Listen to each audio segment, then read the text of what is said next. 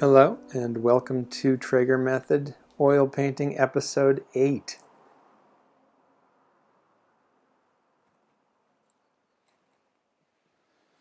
There's a little dog getting in my lap right now. Hello. What a good companion. He's a 7-pounder. Poodle, Schnauzer, Chihuahua mix. Daniel Smith, painting medium for oils and alkyds. That's what I use right there.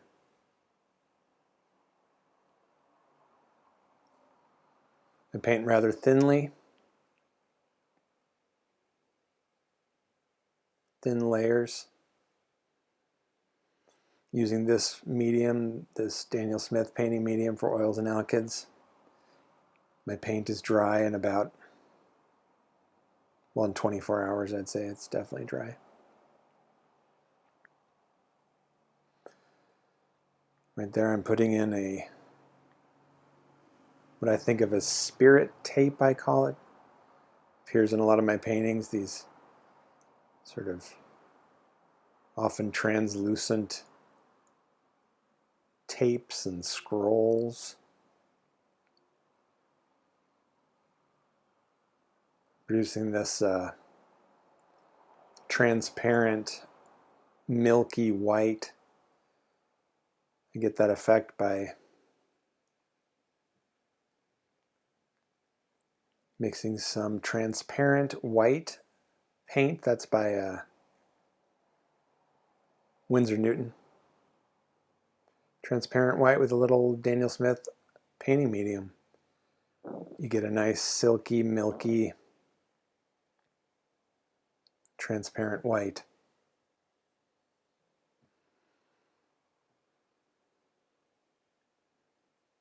I'll add in a little titanium zinc white, which is a gambling color, if I want to boost up the opacity a little on the edges of the tape maybe, or up there by the light source near where it's coming out of that little portal window. I want to pump that up, put a little zinc titanium white, or even titanium white, which is the most opaque. I typically gravitate towards those three styles of varieties of white paint. Titanium, the most opaque. Zinc titanium, semi-opaque. Semi-opaque. And the transparent white from Winsor Newton.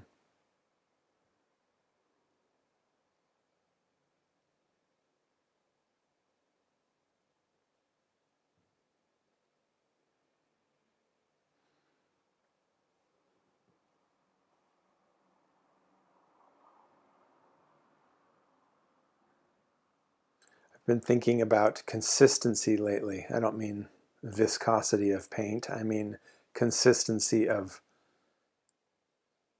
work and of production. And consistency in all things. The power that consistency has in our lives. I was thinking about how when I committed to releasing one of these painting videos every week, I shoot for Wednesdays, release one on Wednesdays, but it doesn't really matter to me as long as it comes out. I mean, it should come out every Wednesday, but the real point is to do it every week. And part of what this consistent output has done for me is it forces me to not overthink it. You know, the first 7 episodes, they didn't have music at the beginning. They didn't have animation. This one does. Things evolve once they're in motion. You learn what the thing's going to be by doing it, by letting it be what it is. And that goes for all creative pursuits and most other things too.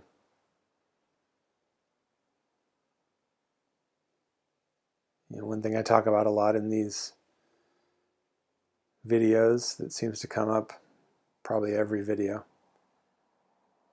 is this idea, this admonishment, that you don't look at the painting for too long when you're doing a painting session. You don't stare at it for an hour. You look at it for 5 minutes, maybe. Make a mental list of things that need to happen, and then you get to work. And that listing, that accounting of what needs to happen, what needs to be done, you just keep making it as you work.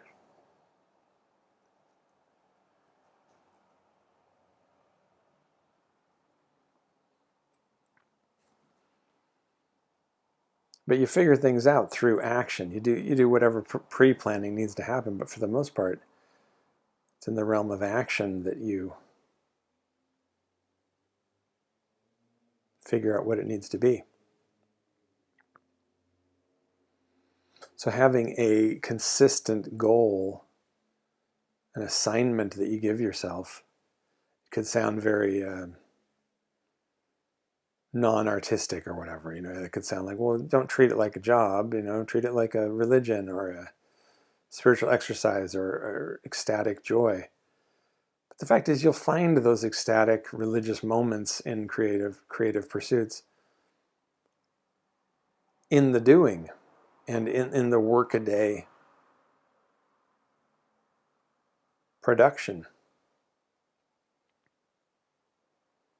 The two aren't exclusive. And if you have, the main thing is that you're there working. And so I think like anything that gets you doing that, it's good. I have no trouble motivating myself to paint, for instance. That's not an issue I have. I'm pretty much always happy to do it. Less so making a video and posting it on YouTube. That's not something that comes natural to me. And I like working with videos, but releasing things, showing things to the public, not my strongest suit.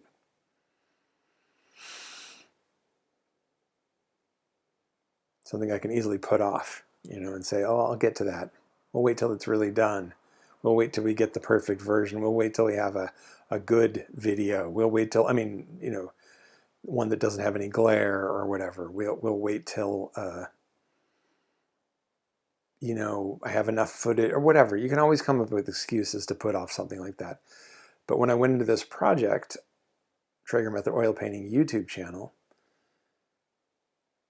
I thought, let's say I'm going to do 200, episodes or 500 episodes or whatever. Let's say I just continue doing this.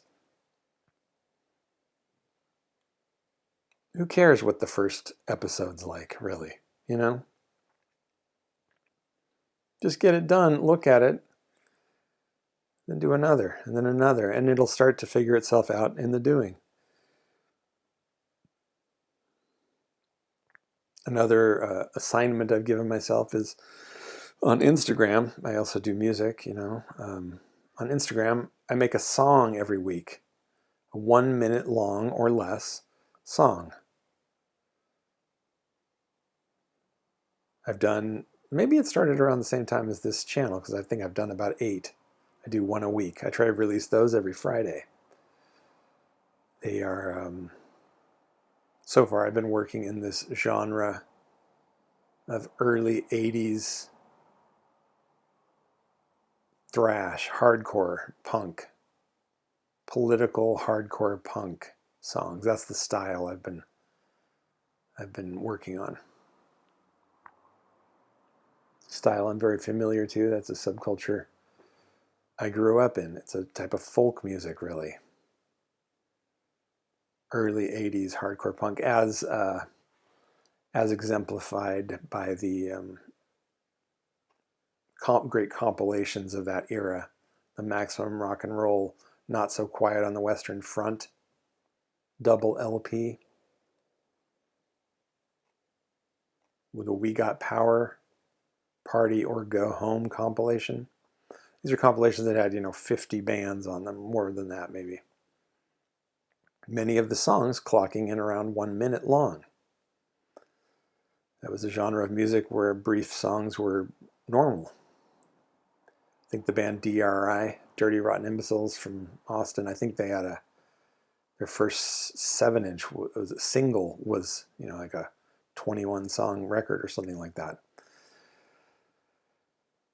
Here's a piece of wheat or something that I found, some sort of wild grass. It looks like it's actual wheat. It's growing over in a crack in a sidewalk here in Portland. I just plucked it out. It was a very substantial looking. The whole point of this little break here, I put this in there because I was thinking source material. Look at actual objects that you can grab in your environment, and look at photos to see, how things relate to one another. I just shoehorned that in there. I thought maybe I'd be speaking about it.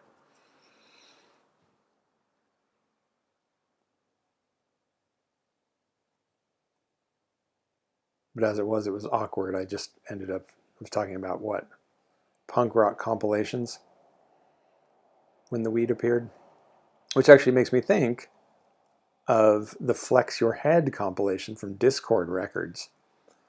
One version of that, I believe, was the second pressing, maybe the third. The cover was just wheat stalks against a blue sky. And the story is the first pressing of that album was a picture of just a violin and like a scroll of music. We're back to scrolls. Piece of paper, something like that. It was like a violin.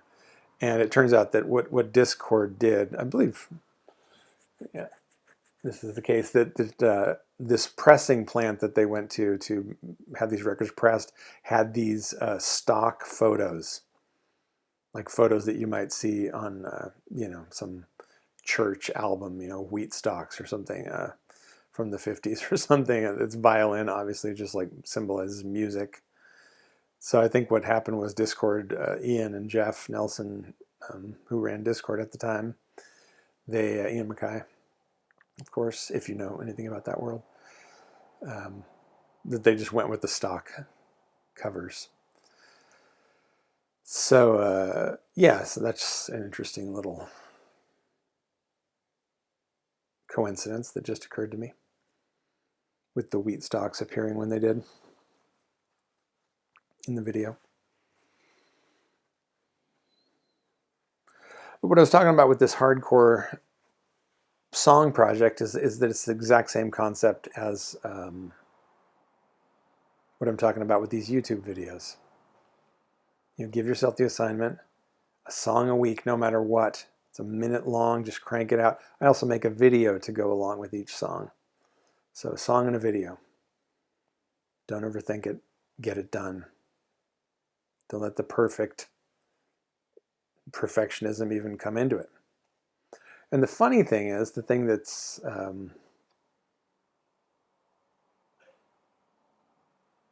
it's not funny. One of the interesting things that starts happening that I've noticed is the videos. I don't know if these videos have gotten better in time. I have no idea. Like this video. Damn it. I think that's the city of Portland coming to inspect some work that's done here, so I'm going to have to stop. Okay, and I'm back. That was not the city of Portland. That was my landlord. Wonderful man. He waited around all day to have them inspect this plumbing that was just done. You might have noticed, I believe in the last episode, the plumbers were here. So, see, that's the kind of thing. The consistency. You get to have these storylines following through about plumbing and things like that. So, but back to this, this talk of what I was getting at with the talk of the music is that, like, the last song I wrote for this project, it's actually a really good song. It's like the first few were kind of almost like, I wouldn't say joke songs, but they were done purposely. One of the things with that music from that era I'm talking about is a lot of it was, incredibly rudimentary. People who could not play their instruments at all and had no clue of how to record music, making music. So there's no poor production quality and poorly played instruments and crudely written songs only adds to the authenticity in that sort of music.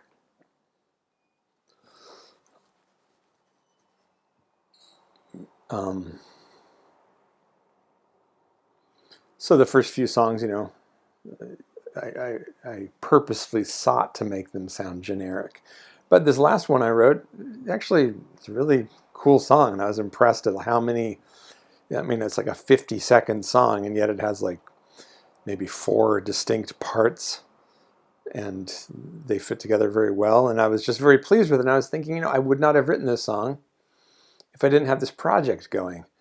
And this project being explicitly unattached outcomes, quick, don't overthink anything, go with the first take if you possibly can.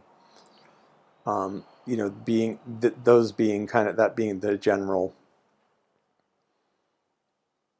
approach, creates for this looseness, creates this flow, creates a momentum that can produce all sorts of great work, potentially.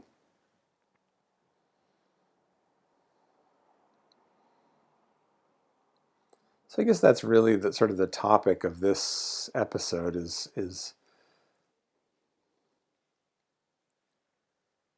routine and consistency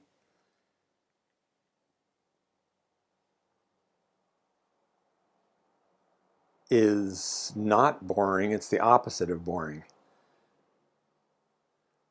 It's exciting.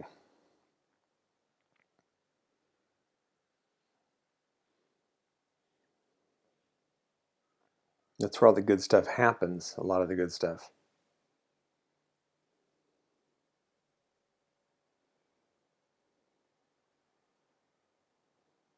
The consistency and dependability of it. I get kind of tongue-tied at the end here because I see it's closing, but that's like the foundation upon which all the great stuff, potentially great stuff, happens.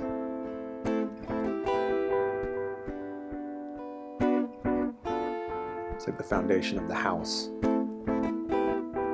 Consistency, routine.